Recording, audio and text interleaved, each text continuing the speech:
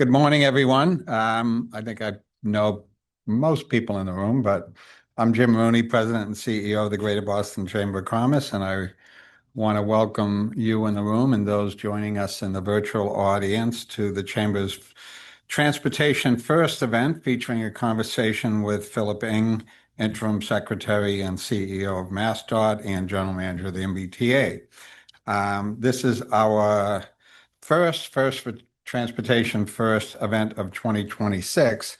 And I know many of you participated last year, but just to remind you, we launched this series last year and had 5 or 6 sessions featuring prominent leaders in our transportation sector for the purpose of elevating the conversation in Massachusetts about transportation as a public policy issue and mobility generally as something that we felt the need to elevate in the public dialogue here in Massachusetts. The event was well received. Those 5 or 6 events were attended by about 1,500 people. Each of them generated some news and media attention. So we decided that we'd bring it back again.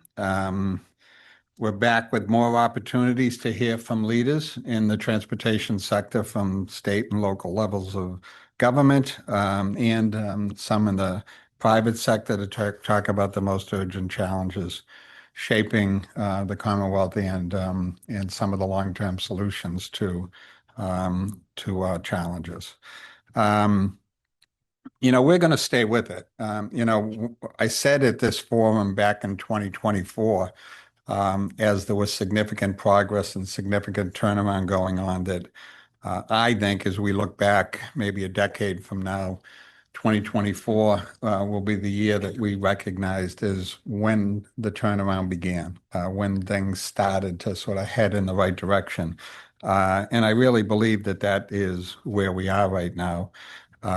We feel good about the direction of the transportation agenda here in Massachusetts. There's work to do.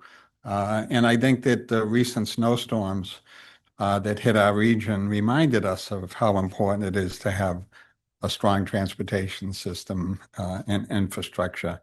We saw how that system was impacted by the weather. But we all know that the bar is high here in Massachusetts. We are going to, I guess this is a bit of a news flash, there will be more snow, there will be more cold weather, but our expectation is that our transportation network is built for that.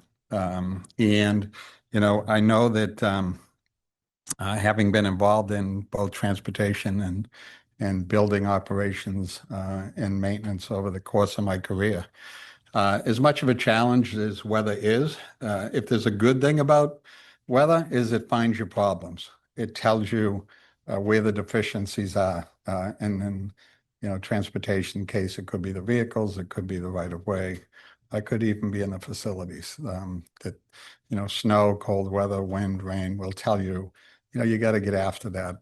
So I'm sure Phil experienced some of that. But looking forward, as I said, the bar's high here in Massachusetts, and we have great expectations that there'll be a point in time in which the transportation network and system we have will be of the caliber that we deserve and need to support our economy.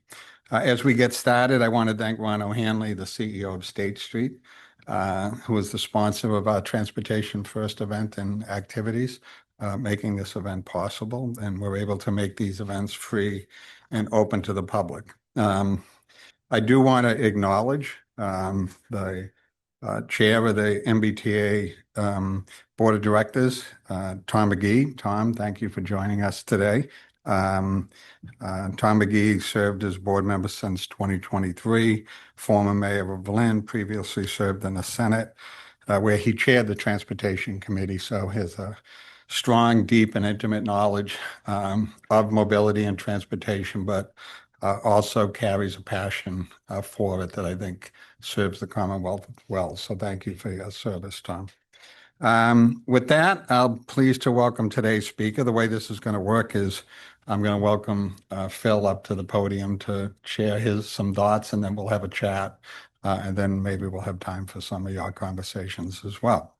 I think many of you by now know Phil, probably the only person in my career that I've seen get 2 standing ovations at a State of the State address. Um, keep going back, Phil. You're doing good. Phil, as many of you know, is a civil engineer with more than 40 years of transportation experience, including president of the Metropolitan Transportation Authority's Long Island Railroad and interim president of New York City Transit. I mentioned 2024 and 2024 under Phil's direction. The MBTA completed an ambitious and comprehensive track improvement effort to repair track infrastructure across the entire system, removing more than 200 speed restrictions, during an aggressive 15-month program on all 5 subway lines. When you think about that, that was on the heels of coming off a period of years in which there was a lot of frustration, a lot of people that were saying, I don't know if I can take the T. I don't know if I can do that. Phil, I think, is started that turnaround. He's willing to take on challenges, of course, he's here, so he's trying to modernize an aging transit system. And of course, he's brought a new level of priority to safety at the MBTA. So Phil's going to share some insights, a little bit of discussion about the strategic direction in the short term and the long term, and then we'll have a conversation. So please join me in welcoming Phil Eng.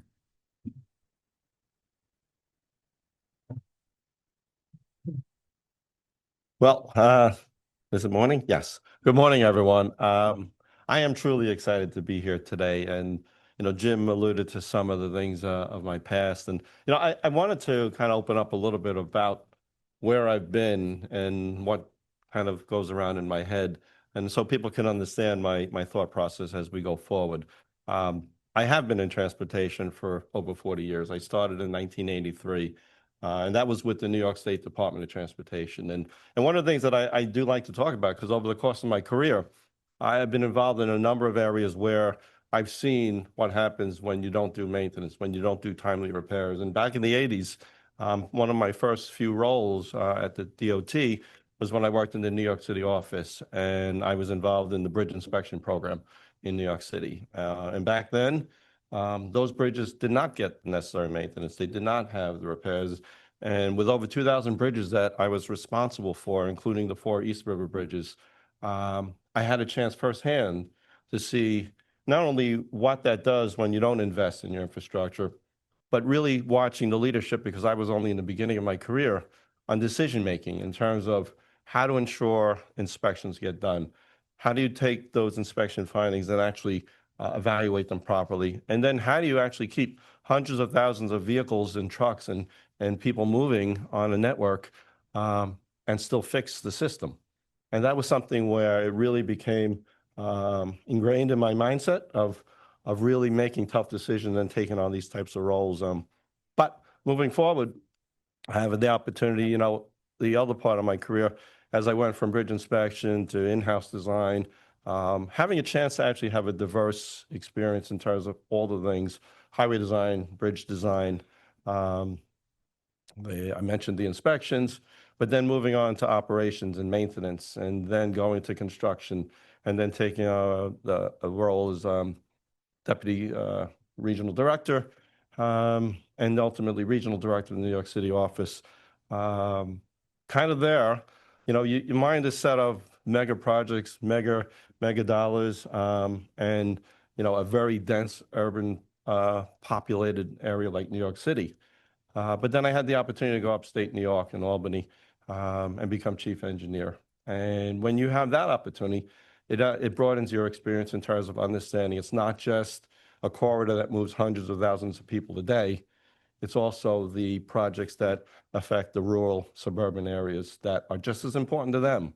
And I remember going to some of these communities and hearing how a $1 million project or a few $100,000 project is so important to them. And you kind of realize that, a change order on a project in New York City is that region's whole capital program for the year sometimes.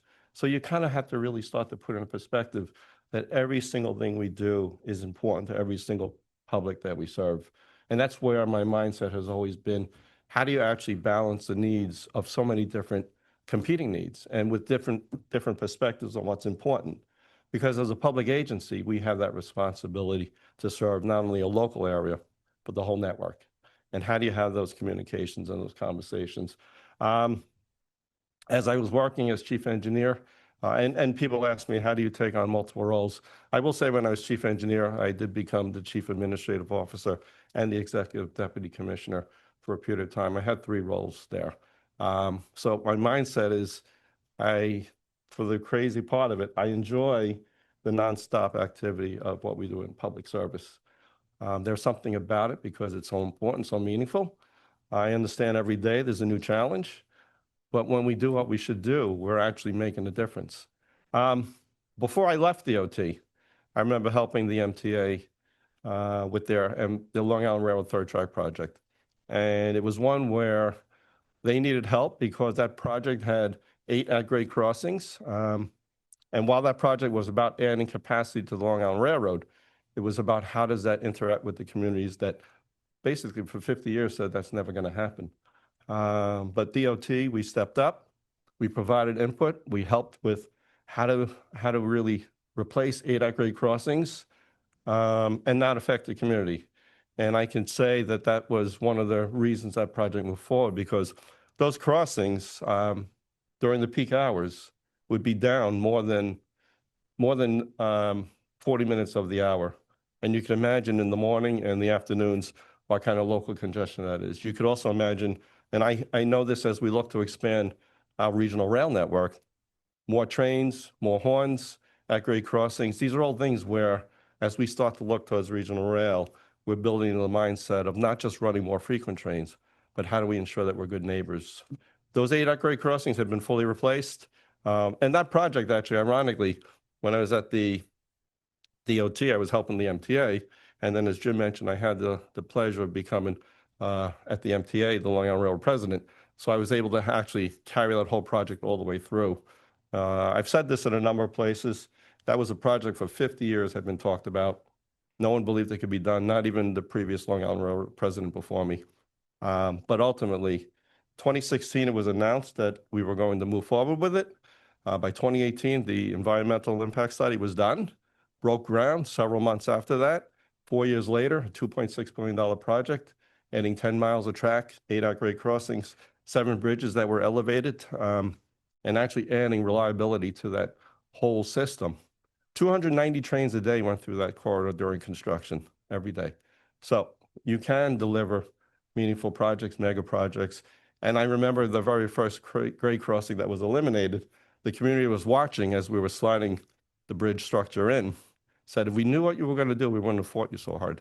So that's where the communication with the public is important, because I know that's what I'm looking to do, build public trust, that we can deliver and that we can listen and we can incorporate that into our thought process. And I'm probably all over the place because I don't have a prepared remarks, but what else was there? Also, while I was at the MTA, when talking about dual roles and multiple roles, when I first went to the MTA, I was the chief operating officer. I had Long Island Railroad, Metro North, New York City Transit, MTA Bridges and Tunnels, and Staten Island Railway, all under my purview. So this is where, it's not just about one person, it's about the leadership team that you build. And, one key addition to MassDOT, recently there is Samantha Silverberg, new Undersecretary for Transportation Policy. Sam, along with Undersecretary of Transportation Highway Administrator Jonathan Gulliver, allows me to build that strong leadership team at MassDOT. Sam has tremendous wealth of experience from her days prior to her most recent experiences when she was capital planning for MBTA, also Deputy Chief Administrative Officer, but then 4 years with the Biden administration, delivering and maneuvering capital projects, infrastructure works, tremendous amount of experience that, no brainer to bring her onto the team, which is good because I don't know.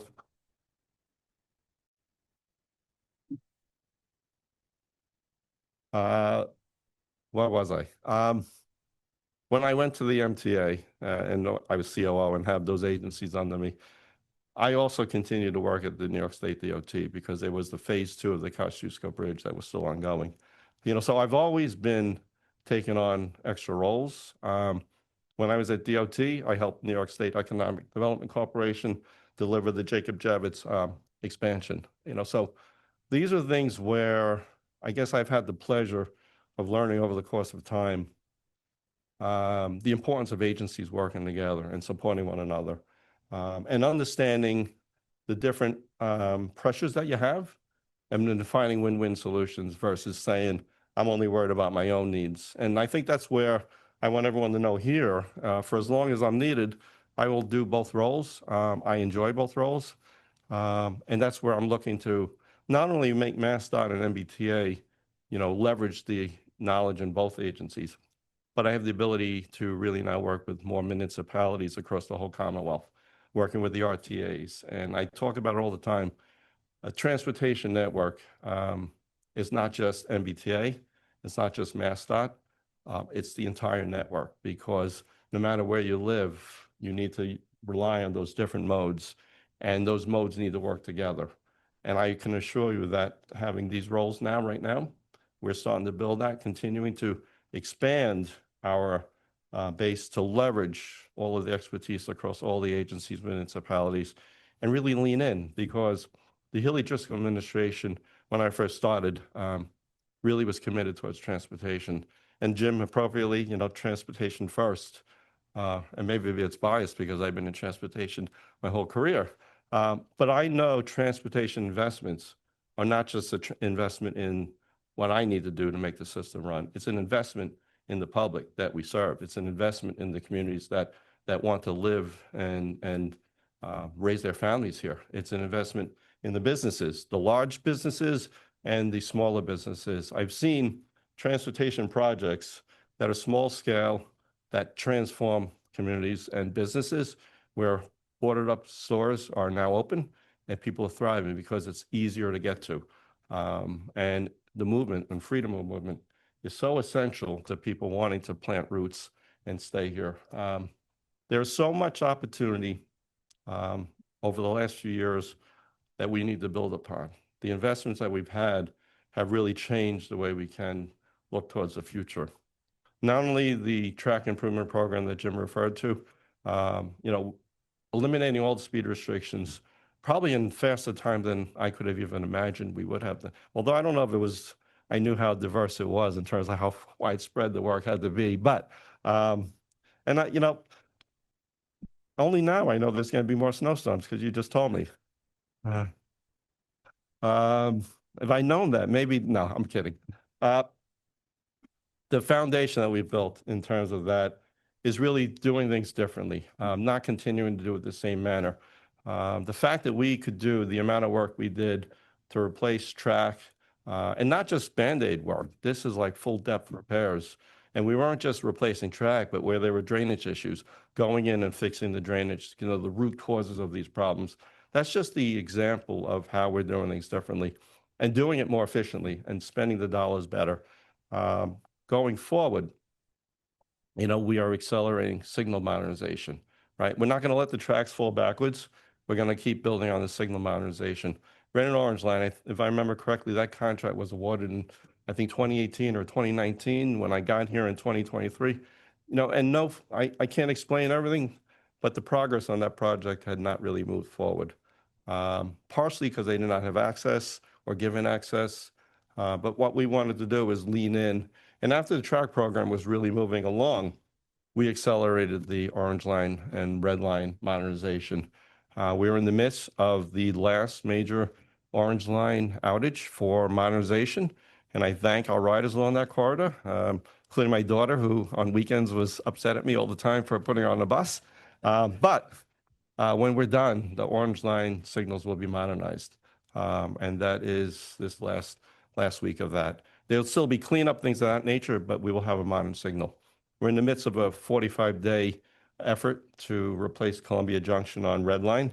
Those signals, that interlocking was damaged in 2019. And I give kudos to our operations teams to be able to do what they did to run Red Line service, but that functionality for operations and train movement was not really available to them. When this is done, they will be able to better run service. I anticipate soon, later this year, after signals on red are all modernized, we will further shorten trips for people. And Jim alluded to the storms. Something else I learned about storms. I was told that we don't really refer to them by their names here. We refer to them by the years, because, I'm telling everyone about Winter Storm Hernando, and I don't know if that's true. Maybe the media can tell me that, but I've been through a number of storms in the past, so I remember telling someone it's not the storms themselves, because each one has unique different things. But what we learned during this winter is where our infrastructure vulnerabilities were, and we want to show that we are tackling them different. I think the second storm in February demonstrated that we took a different approach, and for us to be able to restore full service 2 days after that snowfall event, I think is a testament to the hard work of the entire team, our operations folks, our workforce that the Healy Driscoll administration has allowed us to rebuild. And I will tell you that workforce is really enthused and engaged with advancing the work, because they've told me many times they've not had the access and the ability to do the work that they needed to do as much as we provided. And they know their hard work now is resulting in things that the public is welcoming. The bus system continuing to expand because of the hiring, the training, improving our bus network. Ferries, we have a lot to talk about. Water transportation going forward. The providing of service to Lynn has demonstrated that water transportation is something that we really need to look into. And over the last year, we've purchased additional boats. We continue to grow that, and we have more to talk about water transportation in 2026.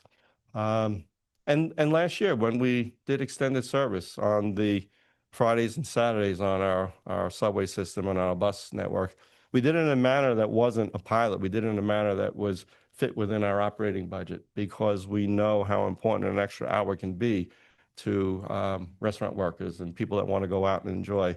And some of the bus routes were 7 days a week. We added that extra hour. I was just in the North End the other night having dinner. I was talking to the maitre d', and he did tell me how that makes a difference for their employees, that they can actually now use mass transportation to get home after a hard evening of work. And that's important.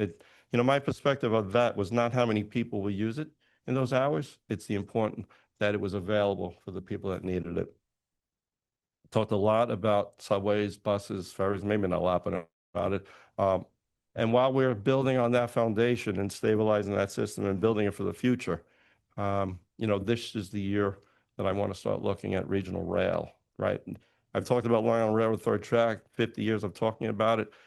I'm trying not to just talk about things that someone else can do. What we want to do at MassDOT and MBTA is, how do we move these projects forward? How do we actually bring the desires and wishes that we've talked about to fruition?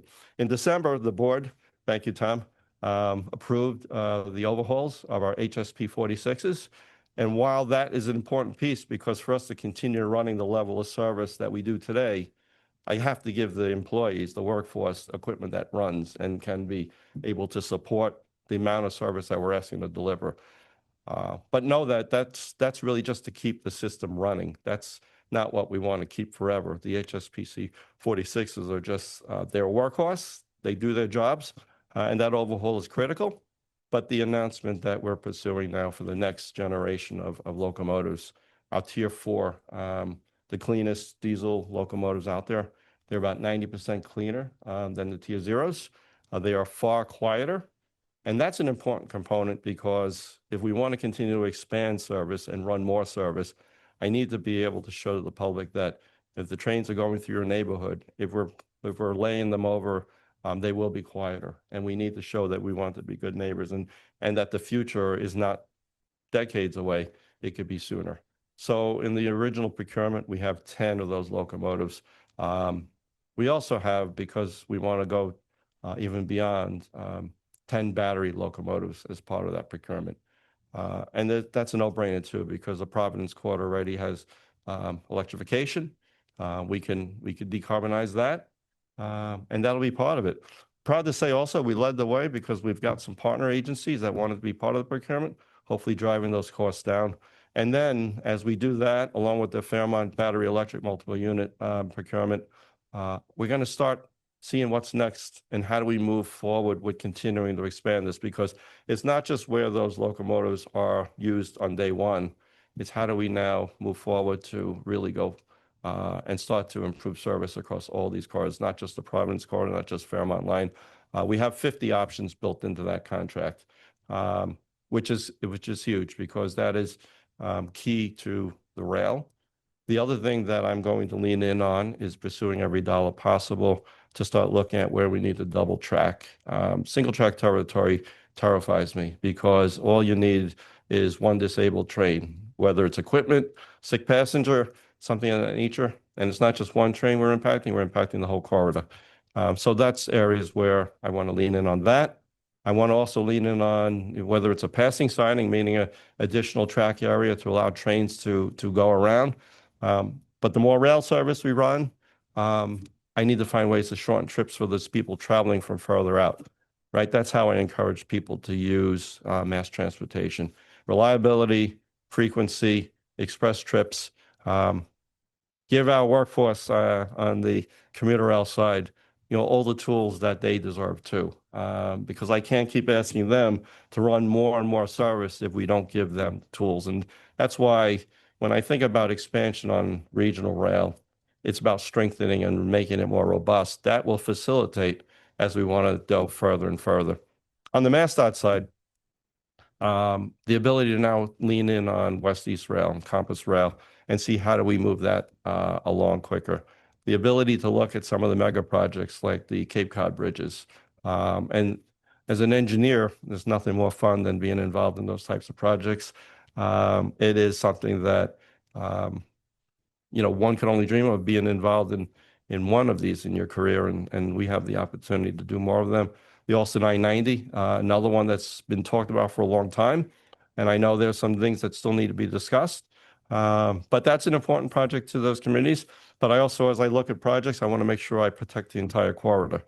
A little bit about federal dollars and things of that nature. We continue to work with our federal partners. We continue to pursue federal dollars. And I will say this, that, aside from the Reconnecting Communities grant, which, that one impacted the Austin I-90, we continue to receive federal dollars. In some cases, it has taken a little longer because their agencies have been downsized, but we are seeing those dollars come through. Recently, several awards to MassDOT and to MBTA allows us to continue to think big because the state has been tremendous. The legislature has supported us in such a way, but I also know we need to find federal dollars to go along with it. Coming up soon this summer, North Station Draw 1, $472 million of a mega grant that allows that project to move forward.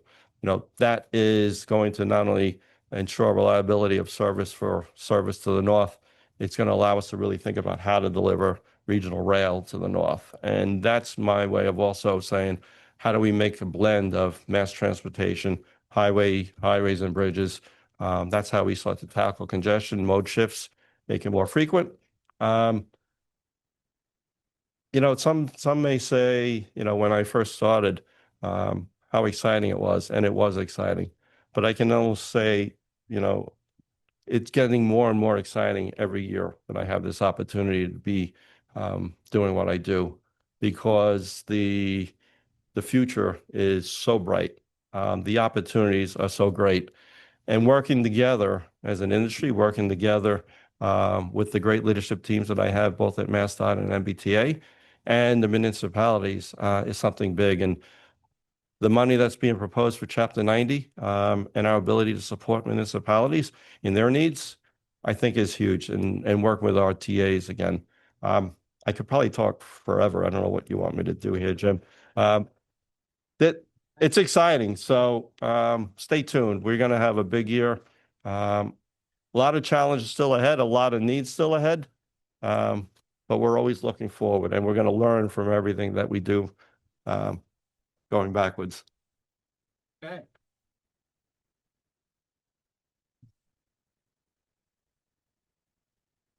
Well, thank you. You anticipated some of my questions, including, can you hear me, right? Yep, okay.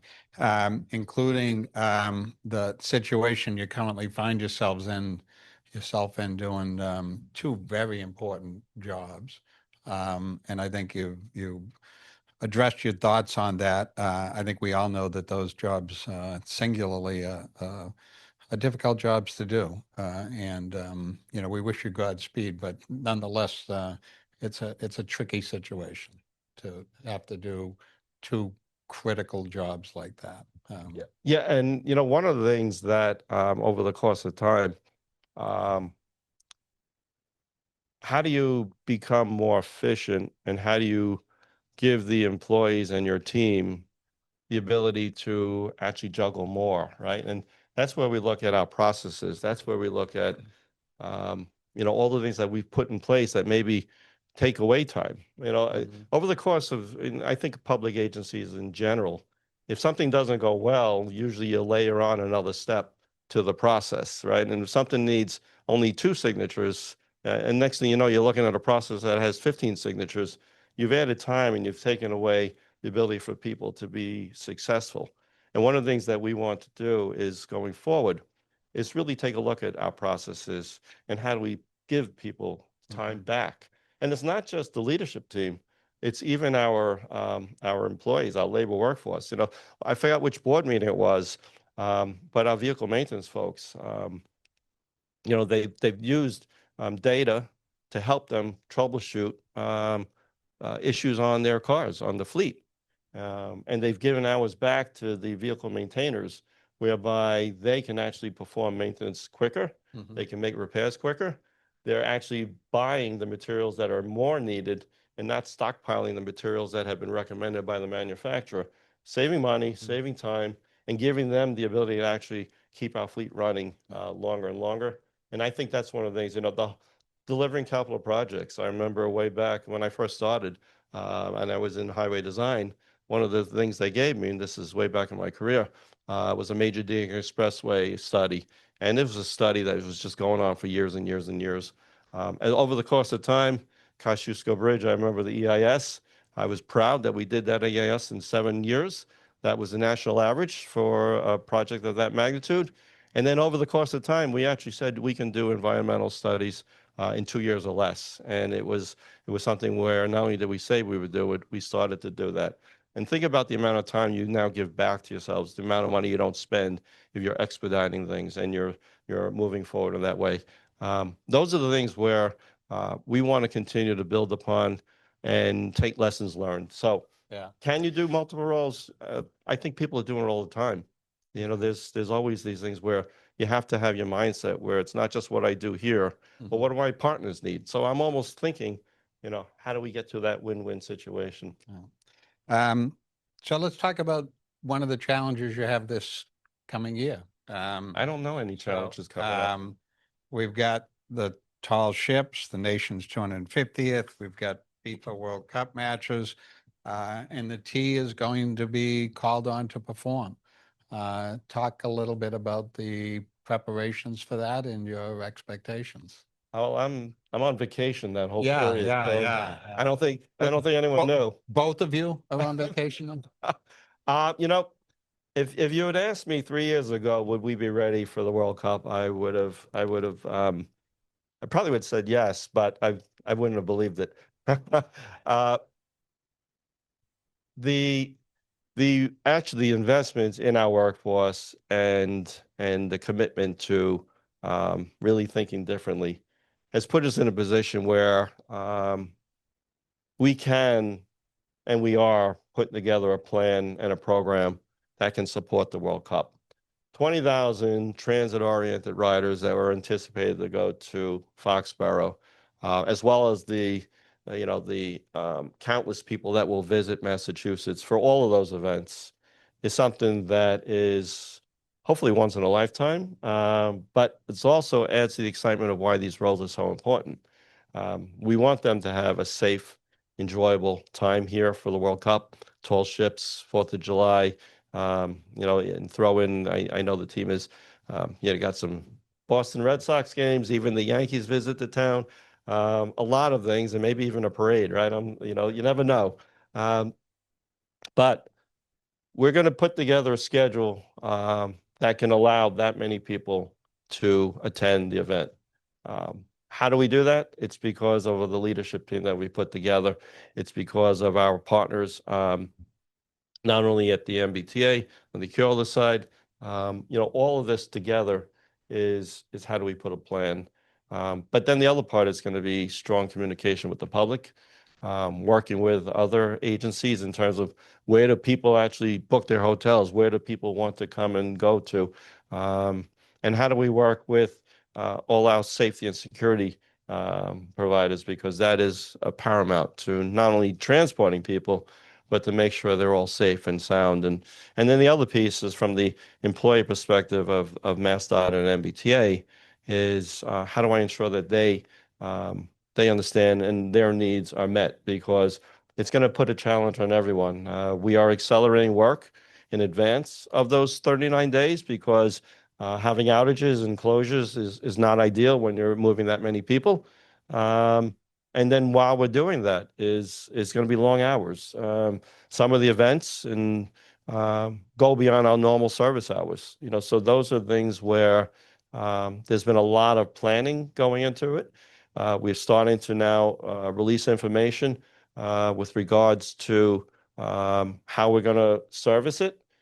South Station, we just had a meeting there a week ago with all of the emergency providers, operations, safety, because all the queuing and loading of trains at South Station is going to be a big effort, but it's coordinated, and we'll be sharing more information on that. So it's exciting. Look forward to it. I'll be happy when it's over too. The other key piece, and how do we make sure our regular riders 365 days a year are accommodated to, and that will all be part of a plan which we'll be releasing soon. The teams are still working through some final details. Okay. Sounds like you'll be ready, Phil. Yes, yeah, Okay. and I'm not on vacation though. Yeah, I wouldn't expect that. But we're the Chamber of Commerce, so we hope it's not a once in a lifetime year. We like when these things Well, happen. there's a lot of other things on the horizon that we'd be more than happy to support. A couple of questions on fare collection, fare policy. You mentioned South Station recently introduced the fare gates. Little bit of a bumpy rollout. I think you know that. How's it going with the fare gates? Well, my understanding is the fare collection is, I maybe need to be verify this, but I think we're over 40% increase in terms of validations of tickets. And that's not to say that we're not checking on the trains and things of that nature. This is just an extra measure. And, the whole piece that I see about fare engagement officers, fare gates, is not necessarily to make it harder on the riders. I think for too long we've allowed the feeling that not paying a fare is okay, and it's become a little bit of a culture thing, where we just want to remind people, whether it's a railroad fare, whether it's a bus fare, whether it's a subway fare, those dollars make a difference to everything that the public we serve relies on. And they won't cover our operating costs, but they're important to us. So if they want extended service, if they want us to even look beyond what we're doing today and to run more trains, those dollars do make a difference. And that's all we're looking to do. None of this is fare engagement representatives is looking to collect fines of that nature. It's just a matter of doing your part, pay those dollars. They're important. But the fare gates, as I say, we are seeing an increase in that, and where the fare engagement representatives have been, we're seeing an increase in compliance there. That's really the key. It's about changing the culture of something that has been going on, and we're not the only transit agency that sees people trying to save a few dollars. Some do need, because of affordability. That's why I'm really proud of the income eligible program that we rolled out. Over 40,000 people have been enrolled. And the other piece that we did is we didn't just roll it out on one mode. We said every mode is included. And I think that is the way, I talked earlier, it's not just about one area, one demographic. It's the entire population that we serve. So income eligible, I think, is a really good way to cover the needs of people that can't afford transit, but need to use transit across all communities in the Commonwealth. Yeah, you anticipated my next question. For those that don't know, Phil introduced a low-income rider, Charlie Card in 2024, system-wide, which was important. So I was going to ask you how successful that's been. 40,000 people have signed up. Yeah, over 40,000. And we've made it in a manner, my understanding is we tried to make it very easy to apply, and I think that's key to it as well. And we're continuing to do outreach. We're continuing to set up centers where you don't have to necessarily go to one location. We want to make it and bring it to the communities that we serve. Mm-hmm. So, fare collection is a part of your revenue. Yeah, As it you is. know, it's been a while since there's been any conversations about fare increases, and I'm sure the ridership doesn't mind that. Um, but, as you think about the broader revenue picture, how do you think about fare policy and pricing of mobility on a transit system and in the Commonwealth? Well, right now, the governor's proposal for the budget funds our operating needs. Uh, doesn't mean that, in the future, but right now I'm not looking at, increasing fares of that nature. Uh, my thing is to continue to collect the fares that we should be collecting. How do I continue to provide the level of service that we are? But it's not just asking for more dollars, whether it's from our riders or from the state um, but how do I do things more efficiently? And I really do believe that we can continue to get better from where we are today. When we did the extended service, it literally was something where my chief operating officer, Ryan Caholen, and his team looked at how to assign work. And we were able to do that without any really big impact to our operational dollars. Now, I'm not saying everything will be as easy as that, but it was a different way of doing it compared to, past experiences of piloting extended service. I'll even say that going forward, the investment in our workforce is allowing us to find savings in the future. I talked a little bit about vehicle maintenance, our bus maintenance. We've hired and trained to the point where now we're doing some bus overhauls in-house. And we had in our program that we were going to do, and I think it was about $125 million had we contracted it out. We're going to do it for around $40 million. It's going to be over a $70 million savings of dollars that we would have spent if we contracted it out. That's just one area. So many other opportunities for us to find efficiencies, which is a responsibility I've always felt. Mhm. You mentioned workforce, and several times in your remarks, you praised the workforce for enabling you to achieve some of the things that you've achieved in a very short period of time. Um, a lot of hiring in recent years, and there's been some critics out there about that. I would reflect on the fact that back in the very early 90s, when I was running the T, we had 7,000 employees in a much smaller area and less service, less complexity. There wasn't all the technology that you're dealing with today. But the T got down into the 5,000s in terms of headcount. And the results were there. I mean, we saw what happened when you don't staff appropriately and don't give people the tools that they need. You've rebuilt that. How's it going? How are you where you need to be on staffing? How's the training going? I remember during some of the federal interventions that took place, there was mention of training programs and so forth. How is that whole human capital dimension of the work you do going? Well, you referenced the head count, several years back, and the disinvestment in it. And, if you try to say that we don't need to have in-house capabilities and we could still run a transit system, then that's the wrong thing. We all saw where we were headed. We were headed towards shutting down the system. We were headed towards basically saying we don't need a transit system here. Um, the investment that has happened has allowed us to start not only growing in numbers but as you reference, it's the training of how do we do things differently. The in 2024, I remember visiting the folks on the Green Line as they were doing that last outage to remove those. They had bought us a crossover switch, and I forgot how many years ago, but it'd been in storage, and they were not given the ability to do the work. But now that we're hiring numbers, we're also training them to do things differently, giving them the access time they need to do things efficiently and get things done in not just a Band-Aid fashion, but in a proper fashion.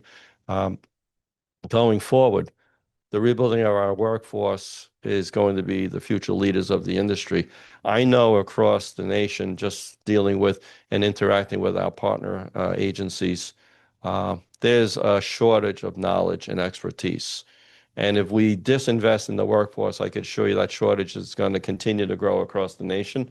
But as we build, the one thing that is great is not only are we building future leaders for MassDOT and MBTA, we're building future leaders for the industry. And it really is true because um, as a public servant, as a public agency, um, you know, that is something that is ingrained in us that we're doing it for the good of others.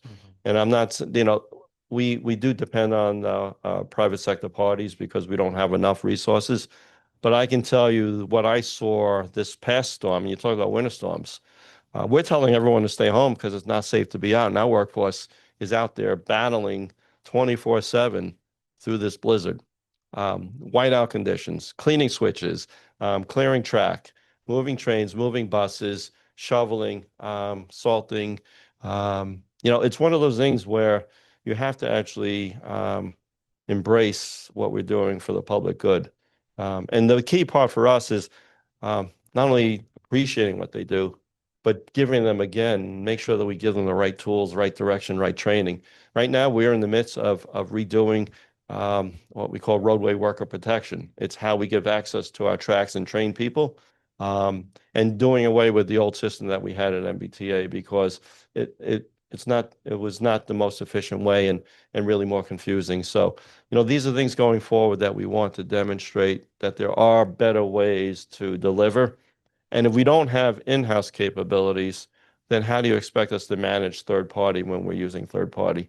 That's why it's so important to have this workforce. Huge within that answer. I can recall not too long ago, and some of you might remember when we were threatened with some of the snowstorms like we just had, and people were talking about mobility. The T actually announced they were shutting down.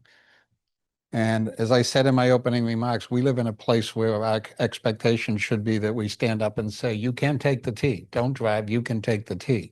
You didn't shut down. And I remember years ago, that was a point of pride for the workforce, that we kept it open. We didn't shut a line down. And I'm sure you experienced that. Yeah. And you know what? It's not just during storms. I'm sure during the pandemic, transit is essential. And I remember, it was out all the heroic people that were working, hospital workers, retail workers, emergency workers that relied on transportation. And, the way I felt it was heroes moving heroes because our workforce was in the beginning. I remember talking to the folks in the facilities and yards, and we all were asking questions about the pandemic. We all had so much uncertainty, but they all kept coming in. They all kept delivering. And I'm sure it's the same thing that was here in Massachusetts. They're the bread and butter. And when you say transportation first, we support all those other needs. And during the storm, ridership was down because we told people to stay home, but ridership was still there because those essential workers that needed to rely on the T is part of it. And that's why going forward, not only want to get the system back to where we once were, but how do we make it even better and how do we provide more service? And I think that's the what we have now, I know, is the building blocks of that system that is going to be something that other areas wish they had. I'm telling you right now, with the amount of progress we've made over the last 3 years, our voice in the industry has grown. People are coming to ask us how we're doing what we're doing. And that's great because, I always say it all the time, am so blessed to be with the leadership of the Healy Driscoll administration and the legislative support that we've gotten. And the focus on our workforce, because that workforce is the basis of delivering everything that's so important to everyone. Yeah, you and I went to Philadelphia and talked about the situation that they're in, which is incredibly bad. I'm going to squeeze in one more question, and then I hope you all will help me with some questions. So, part of something that you've been able to do and actually get people to accept and understand because you've delivered results is these, shutdowns of a couple of weeks of a line or something like that. Look forward in 2026. What can we expect by way of sort of temporary shutdowns, diversions? And while those are going on, what are you doing? Well, shutdowns of tracks is no different than shutdowns of highways and bridges. And I've learned over the course of time that there's two ways to go about it. You can say, I need 26 weekends to do some work, and I'll be back every weekend. And then every Monday, you're trying to make sure you're done so you're ready to run service. Or we could say, I need 8 consecutive days, and I could get it all done. And I think that's where, open, transparent dialogue with the communities, the public that rely on it. You're right. If we didn't deliver the results, then I don't think you'd be seeing the support for these shutdowns. I referenced the orange line signals. I referenced the red line signals. If we had continued to try to do it away, and that's what I think happened before, is they never had access, so there was no progress. We're giving them access, we're getting progress, and we're getting it we're giving the workers more track time, the ability to not mobilize, demobilize every night. We're saving dollars, we're getting more efficiency. That's the trade-offs between those decisions. What I will say is as we get further and further along with state of good repair, then we could get to doing things differently, and we could start looking at how do we give operations the ability to single track more? How do we keep people on the trains versus putting them on shuttle buses? And I'll use the example of the Columbia Junction interlocking. When we first were discussing how to go about it, it really is true. The team said we need 45-day outage, meaning we're going to put everyone on buses for 45 days. And we said, I don't even want to be telling the public that we're going to be putting people on buses for 45 days.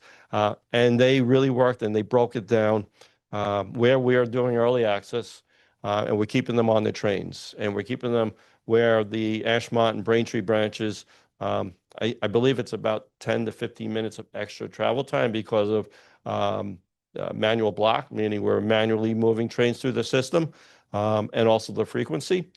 But that's better than the hour extra we would have added to our riders if we put them on buses. It's also better because not having to depend on shuttle buses, I think the team told me at least $30 million of savings in terms of how we're doing that. So these are all the areas of we're not just doing it the way we did it before. The workforce is doing things differently, and we're giving them different opportunities. Very early on, we're ahead of schedule on the red line work. So, most of the work is signal focused and track focused over the next year. And We're piggybacking. Yeah. If it's a signal outage, we're piggybacking where we can, station work, track work. Yeah. If it's green line train protection, everything is geared to what's the primary, but wherever we can do work safely, we will piggyback because we want to minimize those impacts to our riders. And if you're a rider, that translates into reduced headways, greater frequencies, greater Absolutely. reliability. Yes. That's what the payoff is. Yes. In fact, this Columbia Junction, and I'll just use the January storm, and it was Winter Storm Fern, even though we talked about the January storm. Those red line trains, the type ones, nearly 60 years old, they had challenges in that storm. And when we went to resume regular service, they struggled. Without Columbia Junction, when a red line train went down, that made the delays even worse. Having it now being repaired, moving forward, our operators will be able to respond differently, be able to route trains differently. and we will be able to improve service even more than what we had, after the track improvement program. And with the modernized signals, that's going to be the key to shortening the trips and speeding up people's travel time. Let's squeeze in a couple of questions from the audience. We see Dennis right back there. Just identify yourself and. Thanks, Jim. Dennis Coffey, Cape Cod resident now, longtime transportation practitioner here in the region. Thank you. I like to call you the Secretary General. I think that's the best title for you. But you and your team have been doing a great job. How can we as a community help you to continue and enhance the work that you're doing? Well, I always believe that part of the toughest thing of delivering important infrastructure work projects is making sure we communicate properly. So one of the things that I was doing before I became secretary, but even more so now that I'm secretary, is starting to visit all the communities, whether we have MBTA services there or not. And the reason behind that is I think it's important for people to hear what is happening, that the taxpayer dollars are going to important things. And if there are needs and development opportunities, how do we have those discussions earlier on? Things that we can do, I want to be able to do, and things that are a little harder to do, I think it's upfront. I need to be upfront with those communities on the timeline, or maybe I can't do exactly as asked, but we could do something a little bit different to accommodate those needs.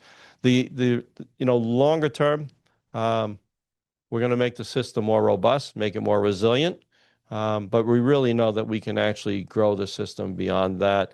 But that takes money, that takes time. But even with where we are now, you'll start to see that we want to do things that move in the direction of a larger scale project. I mentioned the locomotive procurement. That's just one step of many key steps. But without that, I can't really start talking about all the bigger and better things that we want to do on rail. I need to make sure our equipment, that goes along with the coaches that we're buying, that goes along with all these different components. So it's the dialogue, it's picking up the phone and let's get together.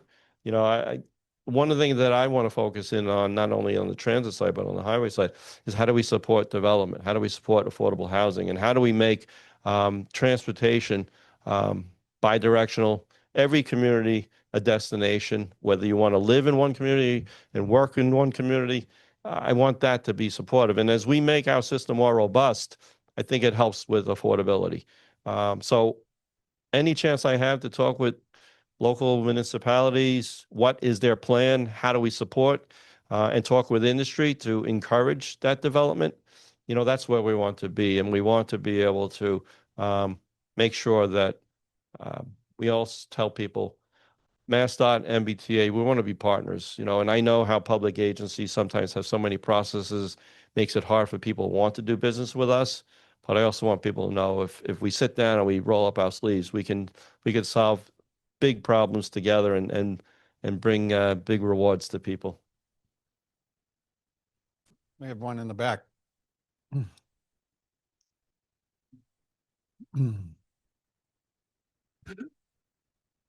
So I have one question. Could you just identify yourself? Yeah, hi. So I'm a tech lead at ZenMode AI, and I build custom AI solutions for agencies like with respect to government, schools, hospitals, etc. So one specific question with respect to incorporating AI. So how do you see like the future of transport with the AI advancements going on in this particular era right now? Well, I've since the vehicle maintenance where we're using data and we're compiling that data where it's allowing the workforce that are responsible for the fleet to actually streamline their efforts and target the right solutions quicker. So the way I'm visioning data right now and AI opportunities is how do I make our workforce have more time in their day? How do I make them more successful? And how do I give operations those key data points that allows us to do what we do? Because at the end of the day, I firmly believe that operating agencies are so dependent on our workforce I want to use these tools to make our workforce more successful and give them, everything that's at the fingertips instead of having to compile through paperwork and things that may have taken weeks can be done in minutes or things. So that's the way I see it. Some of the early successes are just part of it. And we're continuing to monitor that because it is changing the landscape of things. At the same time, this is so dependent on our workforce, and I'm going to make sure I use those tools to help them. Thank you so much. I'd love to provide some actionable insights later on. Love to speak with you. Sure. Thank you. Oh, well, we've got one over there. Okay. We'll make this the last question.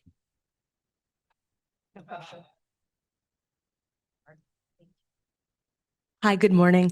I'm Adrienne Worthington with the American Heart Association. And earlier you had mentioned that safety and security of riders is an important focus. Could you please share more information on plans or future plans for something being done in that area? Sure. Well, with regards to safety and security, some of this is about making sure that our system is safe, obviously, right? That's one of the things where when I first started, our infrastructure needed to be better inspected, better maintained, better repaired, and just the environment to make people feel safer was important. And we're continuing to work on things of that nature. But from a security perspective, working with all of our operating folks, our station officials, our folks on trains, how do we get them the right training and skill sets to monitor and be aware? I referenced the walkthrough that we did at South Station in preparation for the World Cup. As we're queuing people and they're waiting, how do we make sure that their safety and security is there? Whether it's barricades, whether it's ensuring where we cordon them off, but also having water if people are waiting in the summer, having medical attention available, law enforcement. And there's multiple jurisdictions because in some areas it's not necessarily MBTA, it's outside of South Station. So it's working with all our partners across and making sure that roles and responsibilities are clear. From a safety and security perspective also, I also look at it as not just physical well-being, but I look at it as for mental well-being. And I think the making transit and transportation something that you don't have to worry about or think about, I think also alleviates people's stresses. And I certainly know that on a tough day, if our system isn't functioning, we impact people's lives. But how do you make that fewer and further apart? It's the ability to make sure that they don't have to worry about transportation. Give them the information they need. The MBTA Go app, which I personally use every day on every trip, I could look and see, oh, okay, there's a bus in 5 minutes. I either have to hustle or I can wait to the next one, which is in 15 minutes, or the blue line that I use every day. It allows me to say, and even during the storm, if it's blizzard conditions, but you need to use the system, rather than standing on the platform during the storm, you can actually say, okay, let me wait a few more minutes, give yourself enough time to walk.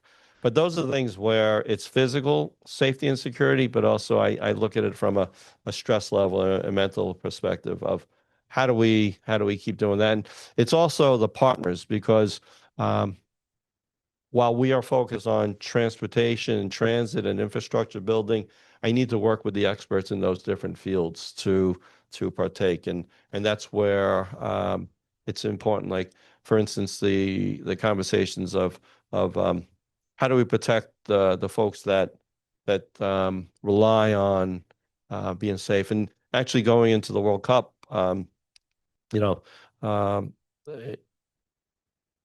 there's going to be so many visitors that are not familiar with our system. How do we make sure they can feel safe and get around? And those are the things that we're really going to lean in on.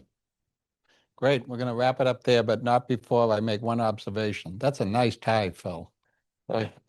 Does that come in different colors? It could, it depends on what I eat. A little bit of revenue. little bit of revenue raising, I think, opportunity, some swag. Well, on it's the one of cheek. a kind. So if that's what we need to do, I'll figure it out. Yeah, well, Phil, thank you for joining us today. Thank you for your constant availability and willingness to dialogue with the business community. You and I talk quite frequently, and I know you interact with others in the business community and beyond. So thank you for having that openness to do so. And thank you for your leadership. As Dennis's question suggested, we're here to support what you're doing, and please take advantage of that. Please join me in thanking Phil Eng. Thank you, everyone.